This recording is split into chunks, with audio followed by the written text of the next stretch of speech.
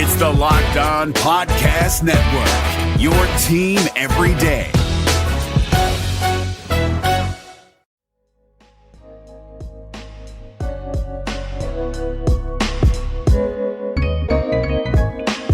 Welcome everybody to the Locked On Lakers podcast. I'm Anthony Irwin. I am joined by you guys. Like I said yesterday and heading into this week, Pete and I switched up the days. So yesterday, Pete and I reacted to last night, or by the time you guys are listening to this, a couple nights ago, the Lakers beating the Rockets to even up the series at 1-1.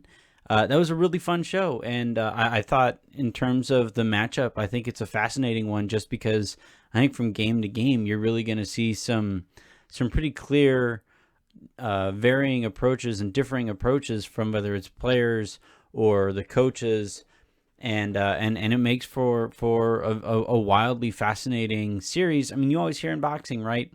You always hear styles make fights, and in this one, this is about as clashing two styles as you're going to see in the NBA right now, where obviously, I mean, this has been said a bunch, but Houston is not just are they small, but they also play they play slow. So you would think small and they would be flying up and down the court and taking shots as quickly as possible, but they actually try to stand around as much as possible to, so that they can rest on the court and so that Mike D'Antoni can continue to play a short rotation.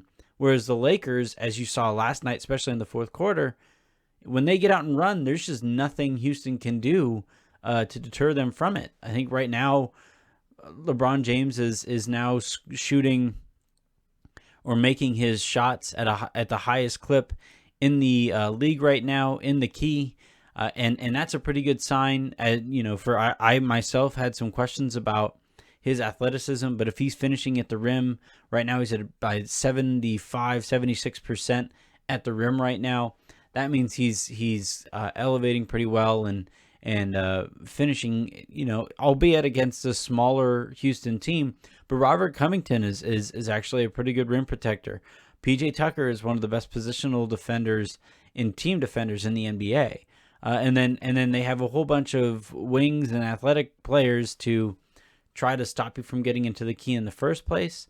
And the fact that LeBron is getting there despite all of those things bodes pretty well for the Lakers. Would like to see more free throws, but I don't think that's really going to happen just because of the way basketball is refereed nowadays. You guys had a ton of questions, not just on iTunes, but on Twitter from a few days ago.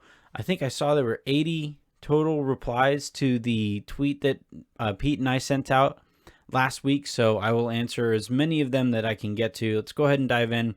First question here comes from the iTunes mailbag, which is going to take precedent here. Lake_show writes, when the opposing team is shooting free throws, I've noticed that most teams have two players lined up on one side and only one lined up on the other side, then sometimes come in from the three-point line to box out the shooter. Why don't teams just line up two people on each side? Then it's easier to box out the shooter, or they could pinch in on both sides of the lane. I think the NBA, I'm pretty sure the NBA has a rule against this, actually. They wanted to limit the amount of clutter in the key, and so they limit it to three players on one side of the key and then two players on the other. So you still get the advantage if you are the defensive team. Basically, if you have inside position, you have the advantage as the defensive team, and then if you have one person back there just in charge of the free throw shooter, at least generally and theoretically speaking, that gives the defensive team the advantage. And then as Lake_show writes here, some teams will even send in a fourth rebounder to pinch down on the shooter and then have the top side rebounder that's still in the key. They pinch down and help with the bigger rebounder or the more dangerous rebounder on the offensive team. So you can get away in high school and then even in college games with smaller people playing the sport with having, an extra body in there. But I think the NBA said there's just too much clutter, too much going on there. and we just got to crack down on that. So they took out one player compared to other leagues that play basketball there. Next question here comes from Biru Barbs writing, I think this series will be a great test for Kuzma defensively. In what ways does Kuzma match up well and or poorly on guys like Harden and Westbrook? Great job on the show, guys. Ryan. Thanks, Ryan. So we've already kind of seen it with Kuz. I thought in the first game, it reminded me, frankly, of the first seeding game where Kuzma, his feet were all over the place. He was bouncing a ton and was kind of off balance defensively, and Luka was able to take advantage of it. In game one of this series, we kind of saw that again where he was, people were going by him, and I thought he was a little overly aggressive, just kind of excited, I think, for the series, as you would expect for a player in their first playoff kind of setting. And so I thought in the second game, though, he quieted his feet down a little bit. He was able to kind of keep people in front of him more effectively. The one thing I think he's going to run into, and I think Caruso is going to run into this as well, is like not only will Houston pick up a bunch of fouls just in general because of the way they hunt them, but against guys like Caruso and against guys like Kuzma, younger players who don't really have a reputation right now, referees are just going to kind of sacrifice their fouls. I would anticipate for the vast majority of the series, Kuzma and Caruso are probably going to be in some kind of foul trouble. So unfortunately, I don't really think there's much that can be done there. I don't think the refs are going to kind of rethink the way they're refereeing this game or the series from game to game. So it's on Kuzma and it's on Caruso and it's on the Lakers in general to adapt to the way the game is going to be called and maybe reach a little bit less and be a little bit more disciplined on pump fakes. So those are a few things, but in general, I think Kuzma does okay against Harden if he plays conservatively and intelligently on him. Eric Gordon is a tough matchup for him. I think he's a little too quick and even a little too strong. His center of gravity is so low that when he's dribbling, he can really knock Kuzma off his line. And then from there, you can maybe hide Kuzma on a Danuel House from time to time. You could maybe have him watch Jeff Green from time to time if you have a spot where, LeBron or Danny Green or somebody like that really wants to take Harden in a big moment. So I think there are some guys that Kuzma can kind of be able to manage the game against a little bit better. But in general, this is going to be kind of a tough series for him just because they're all kind of smaller and quicker than the kind of players that he was used to guarding throughout the season to this point. Let's take a quick second here. When we come back, I'm going to come back and answer your guys' questions. Today's show is brought to you by Rock Auto. RockAuto.com has been an incredible resource. For some reason, we got out here to Texas, and both of Jen and my cars just decided, we're just going to stop working for a little bit. And there were some situations where I just needed help, and we needed to take it in. But there were some other smaller issues that kind of popped up, and I was able to hop on RockAuto.com, pick up the parts that I needed, and attempt to fix the cars.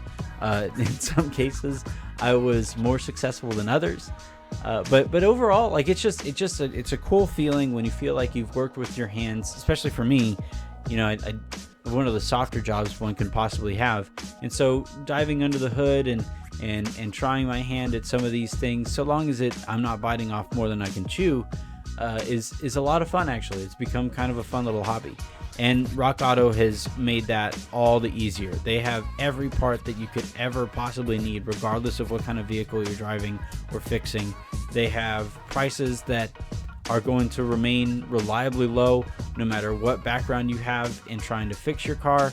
And then it's a very easy to use website. You just hop on there, and no matter what part that you're looking for, you're going to be able to find it in the next couple minutes, so long as your internet is cooperating. So head on over to rockauto.com, write Locked On in their How Did You Hear About Us box so you can tell them how you found out about them, and then, take care of your car. RockAuto.com has amazing selection, reliably low prices, and all the parts your car will ever need. One more time, that is RockAuto.com.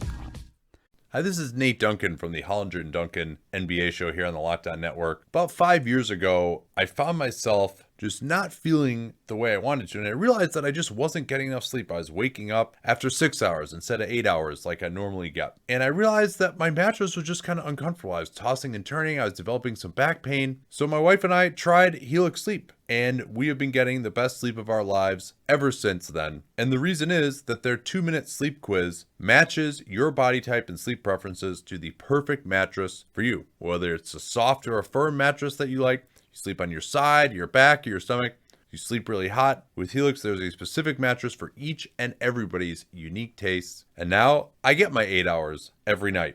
Not only do I love Helix, but Helix was awarded the #1 best overall mattress pick of both 2019 and 2020 by GQ and Wired Magazine.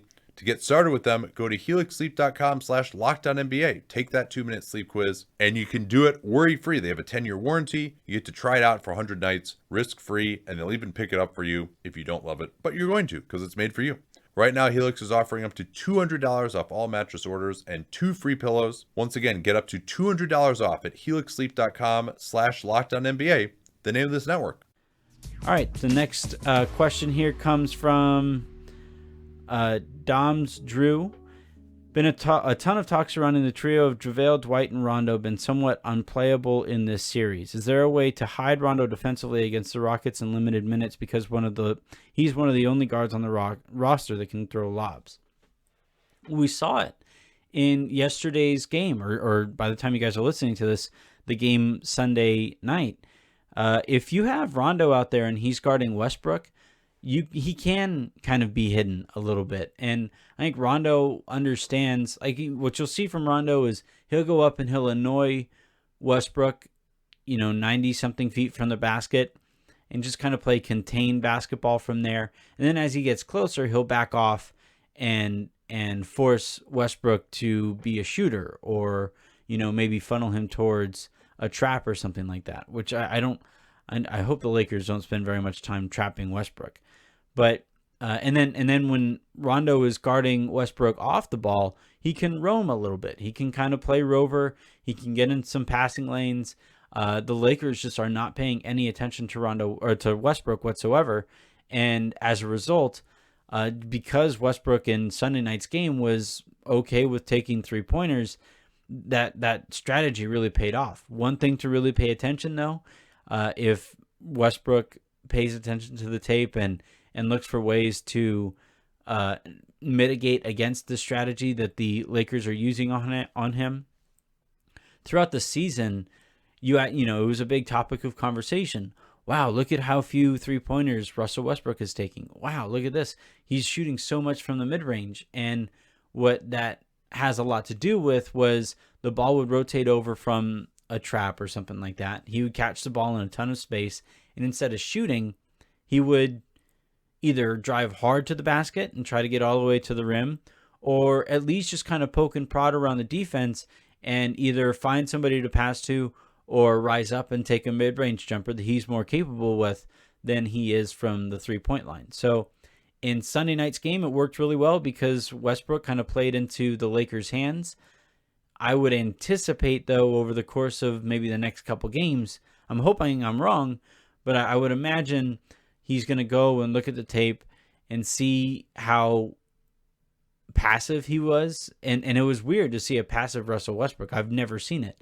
And I think he's going to look at that and say, okay, I have to attack in some of these spots and be more of a factor there. Let's go Prince. This is from Kevin. So I'm curious how the Lakers plan to potentially implement their high-low game versus Houston. Adams was terrible for OKC in that regard, and the Lakers have some dynamic centers. Well, first and foremost, we're going to have to keep an eye on how healthy JaVale McGee is. If he isn't ready to go, then that means Dwight has to be that much more ready. One thing that the Rockets will sometimes go into like this amoebic 1-2-2 zone. And what I preferred to run against that was I would run 2-guard sets. I would have 2 guards basically a little higher up above the initial defender in that zone, and then I would have somebody at the free throw line, or I would make it so that I would rotate cuts towards that free throw line, and that's how I would pick apart the zone. I would rotate the ball back and forth a couple times, make the zone move. As the zone is moving, see if I can get the ball into the middle of it, and then from there, either the person catching it there, probably AD, will be able to turn and either take that free throw jumper, maybe take a dribble towards the rim and try to collapse it further and throw a lob over the top to Dwight, or as everybody collapses, maybe he finds a corner shooter or something like that. And that's how I prefer to go against a 1-2-2 zone, or any kind of a zone where, a 1-3-1, any kind of a zone that has a single defender up top. I try to offset that with 2 players on each side of that initial defender, and then force that defender, and then by extension the entire defense, to move a little bit, and then eventually get the ball into the middle of the key. The one thing with zone defenses in the NBA though is that you only have 24 seconds, and then by the time the ball clears half court, if you apply any kind of pressure in the backcourt, you're getting into your set at like 15 or 16 seconds. And at that point, you don't have very much time to rotate the ball back and forth. So that's why sometimes you see zones being, a little bit more successful than you would think, given how well NBA players can shoot the ball. But, it again kind of falls into these math issues where if you get behind schedule in your set against a zone, you're probably going to wind up having to force some shot that you aren't necessarily comfortable taking, and then from there the defense has done its job.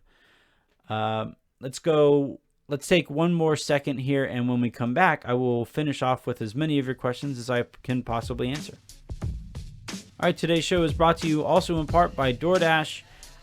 We are thrilled to work with DoorDash. I personally am thrilled to work with DoorDash just because they have been so helpful here, and I only really speak up or talk up companies that I personally use and I personally would tell my friends to use. That's basically how I go through choosing our sponsors and our partnerships.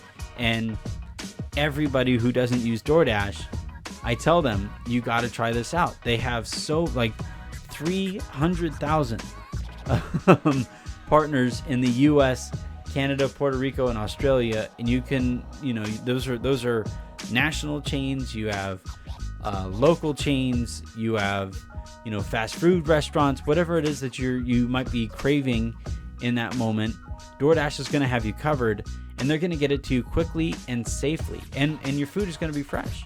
And those are the 3 keys here with DoorDash. And every single time I have worked with them, I've walked away asking myself, why did I ever use anything else? They have delivery that is now contactless, if you so choose, where they just leave your food at your front door. That's how I personally have asked for all of my food to be dropped off, and it makes me feel better about ordering food and supporting these restaurants that have gone through such a difficult time. And right now, listeners can get a $5 off and 0 delivery fees on the first order of $15 or more when you download the DoorDash app and enter promo code LOCKEDONNBA. That's $5 off your order and 0 deliveries when you download the DoorDash app in the App Store and enter code LOCKEDONNBA. One more time, that's LOCKEDONNBA for $5 off your first order with DoorDash. You're up to date on your favorite team, but what about the competition? Here we go! John Hollinger and Nate Duncan are evaluating every bubble contender on Hollinger and Duncan. Rejecting the Screen goes behind the scenes with in-depth interviews, and the Locked On NBA podcast is recapping games daily. Let the Locked On NBA network of podcasts take care of your NBA bubble scouting reports. Hollinger and Duncan, Rejecting the Screen, the Locked On NBA podcast. Subscribe to the best trio of NBA podcasts on the planet, wherever you get your podcasts.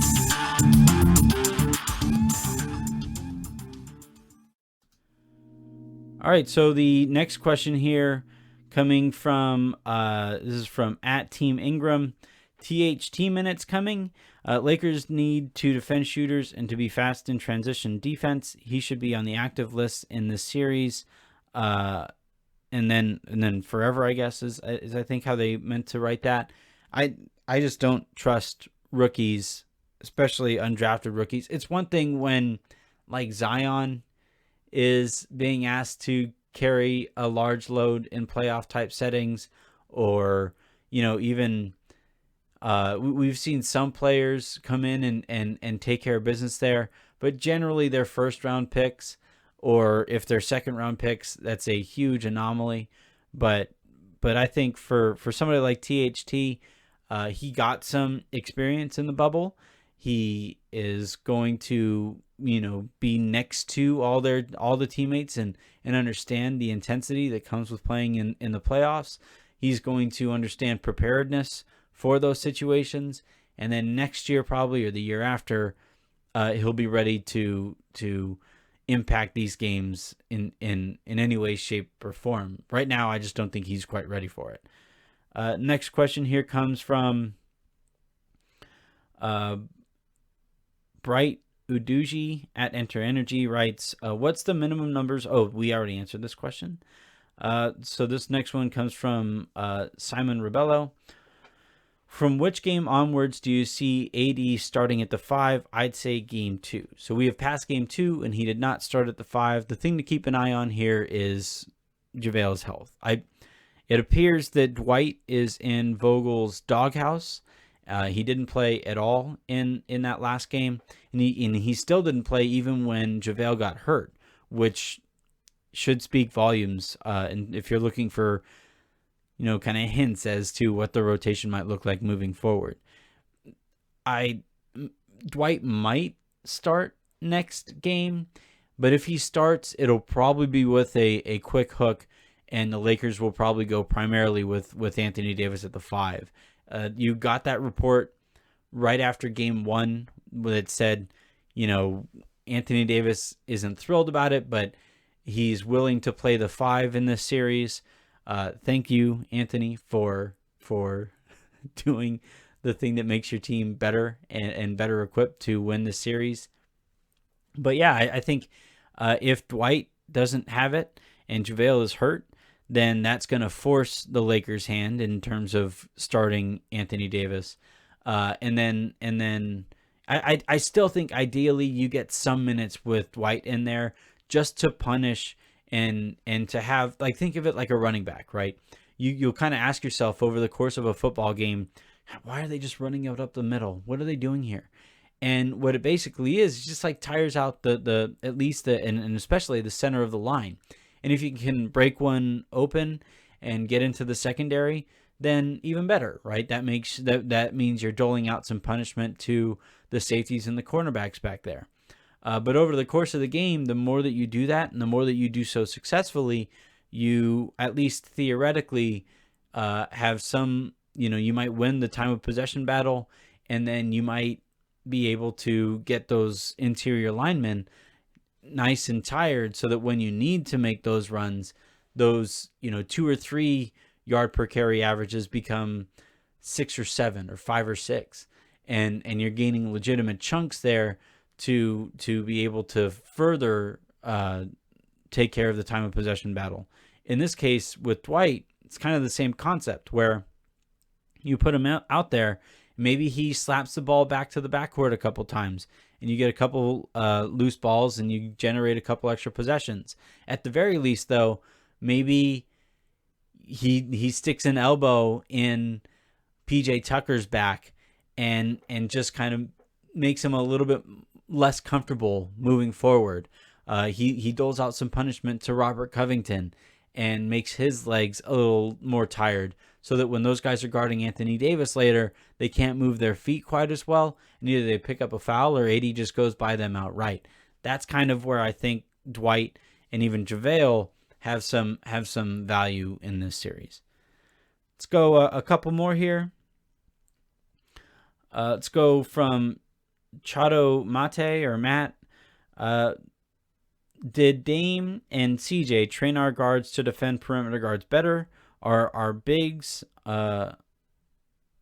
fast enough to keep on the floor in this series? We've talked about the bigs.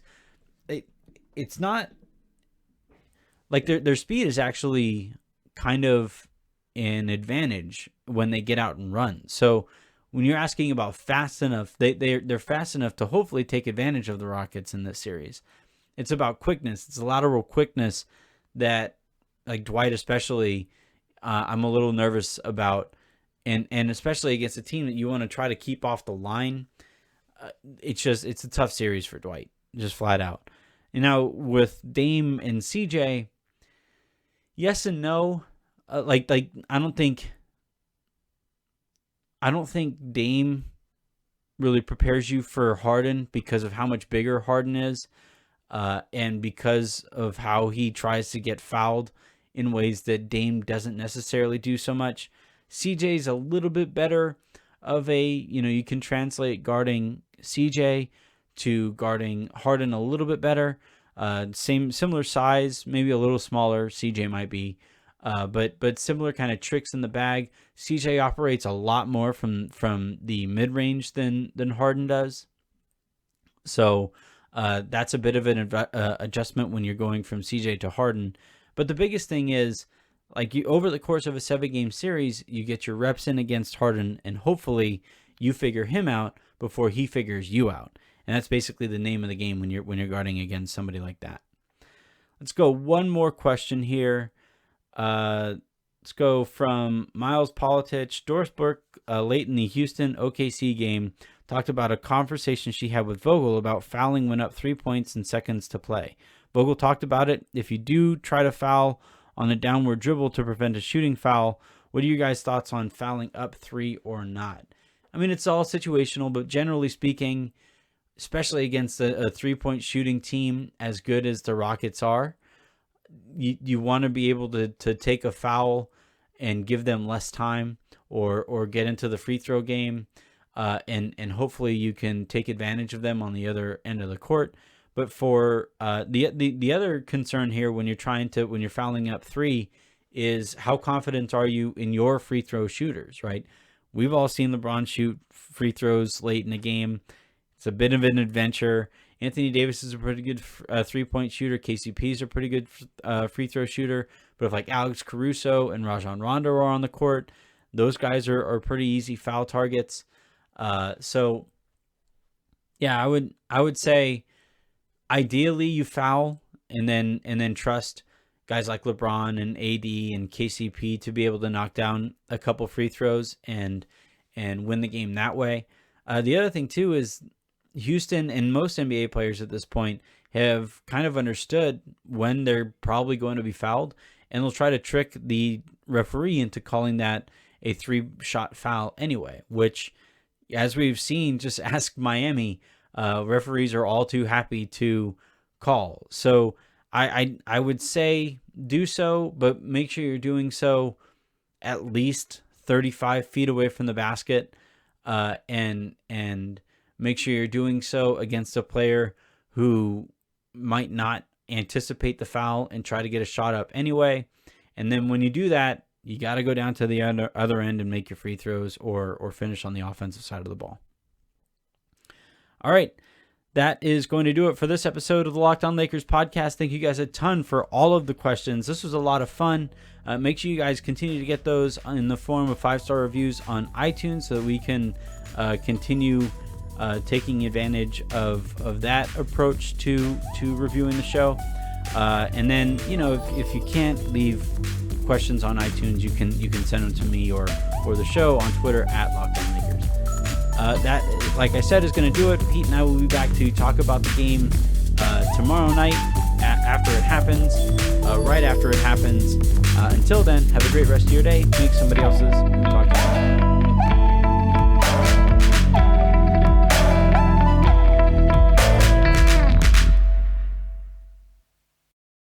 Hi guys, this is Josh Lloyd, host of the Locked On Fantasy Basketball podcast. The NBA is back, so that means that fantasy basketball is back in one form or another. We've got daily fantasy, but there's also some fantasy leagues with the resumption of play with these 8 regular season games in Orlando, and Locked On Fantasy Basketball is going to have you covered. It's not just for fantasy basketball though, because we recap all of the games across the NBA, so if you're looking for a broad overview of the action across the league every day, Locked On Fantasy Basketball is the podcast